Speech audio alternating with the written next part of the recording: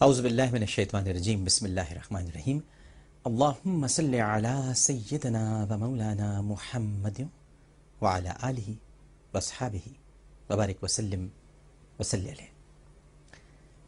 السلام علیکم ناظرین، پروگرام عالم اور عالم کے ساتھ عامر لیاقت حسین حاضر خدمت ہے۔ جس کے جو اختیار میں تھا ناظرین، اس نے ویسا ہی کیا۔ آج سوال ہر طرف سے یہ اٹھ رہا ہے کہ پوری قوم شاید تقسیم ہو گئی ہے۔ میں نہیں سمجھتا کہ قوم تقسیم ہو گئی۔ قوم جان گئی ہے، پہچان گئی ہے۔ جن کو الگ ہونا چاہیے تھا قوم میں سے، وہ بہرحال الگ ہو رہے ہیں۔ صورتحال واضح ہوتی جا رہی ہے۔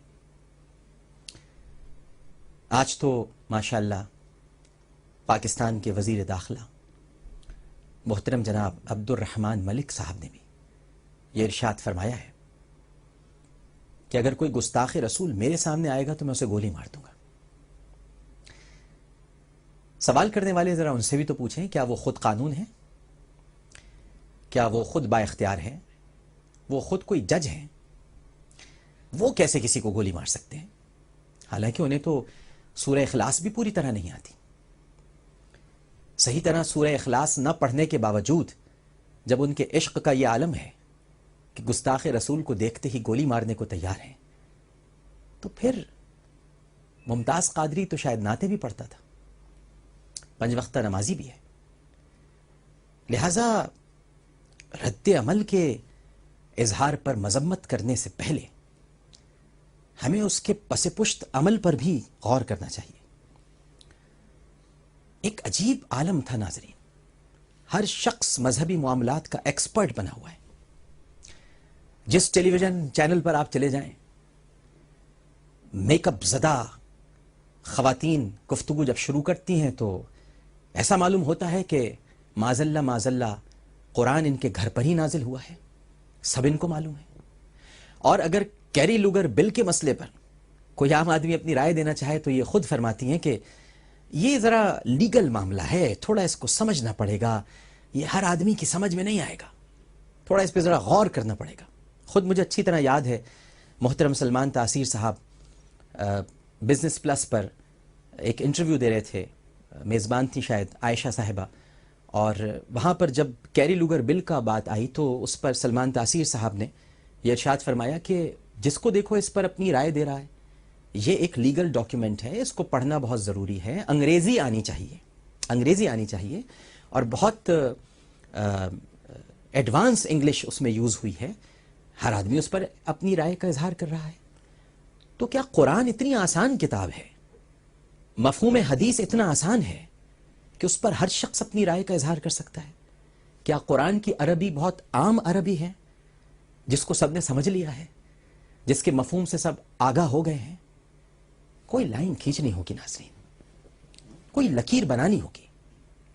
یہ حساس موضوعات ٹیلی ویژن پر بیٹھ کر ڈسکس نہیں کیے جاتے۔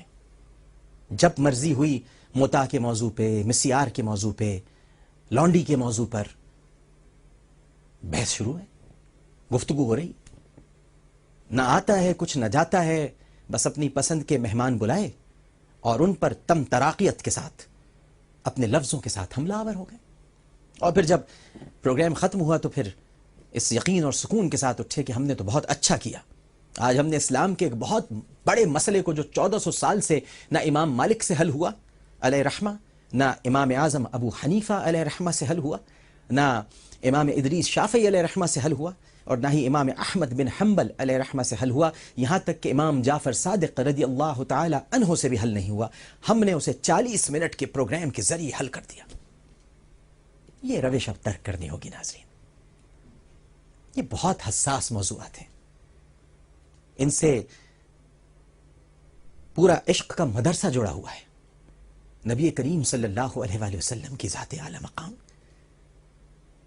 کیسے کوئی اس پر گفتگو کا اظہار کر سکتا ہے؟ کیسے کوئی ان کی تضحیک اور توہین کو برداشت کر سکتا ہے؟ قانون توہین رسالت تو نفاذ ضیاء الحق نے اس کا کیا ہے، اس کو بنایا تو اللہ سبحانہ و تعالیٰ نے، میں اتنا روشن خیال اور متجدد نہیں ہوں میں بہت، لیکن اتنا بھی نہیں ہوں کہ اللہ سبحانہ و تعالیٰ کے بنائے ہوئے قانون پر اپنی علمی تعویلوں اور اپنی عقلی حجتوں کے ساتھ تباہ آزمائی کروں۔ میں تو صرف اتنا جانتا ہوں، نبی کریم صلی اللہ علیہ وآلہ وسلم کا ارشاد پاک ہے، لا یؤمن احدکم حتی اکون احب الیہ من والدہ وولدہ والناس اجمعین۔ تم میں سے کوئی اس وقت تک مومن نہیں ہو سکتا جب تک کہ میں اسے اس کی جان، اس کے والدین، اس کی اولاد اور سب سے بڑھ کر، تمام انسانوں سے بڑھ کر عزیز نہ ہو جاؤں۔ یہ کوئی موضوع گفتگو کا تھوڑی تھا، اس پر کوئی بحث تھوڑی ہونی چاہیے تھی۔ بحثوں کے دفتر کھل گئے جناب، ہر آدمی اس پر اپنی رائے کا اظہار کر رہا ہے، اور حکومت تماش بین بنی ہوئی ہے، خاموش ہو کر تماشا دیکھ رہے ہیں۔ جب تک کہ ہڑتال نہیں ہو گئی، ناموس رسالت صلی اللہ علیہ وآلہ وسلم کے قانون کے خلاف علماء کرام اور پاکستان بھر کے عوام نے احتجاج نہیں کر لیا، اس وقت تک ہمارے وزیر اعظم صاحب کو خیال نہیں آیا کہ وہ یہ کہتے کہ ہم اس میں ترمیم نہیں کریں گے۔ جب یہ سب کچھ ہو گیا، جب سب بولتے رہے اور اپنی اپنی رائے کا اظہار کرتے رہے، تب کہیں جا کر آخر میں پولیس پہنچی، جو کہ ہمیشہ ہر ڈرامے اور فلم میں ہوتا ہے، سب سے آخر میں پولیس آتی ہے۔ جب سب کچھ ہو گیا تو پھر وزیر اعظم صاحب نے ارشاد فرمایا ہم اس قانون میں ترمیم نہیں ہونے دیں گے۔ لیکن اس سے پہلے غصہ پل گیا تھا، اشتعال نے پرورش پالی تھی، نفرت نے آنکھیں کھول لی تھی، اور ایک جذبے نے قد آور شخصیت کا روپ اختیار کر کے کسی سڑک پر اپنا اظہار کر ہی ڈالا۔ اصل قصوروار کون ہے، ہمیں یہ تلاش کرنا ہوگا۔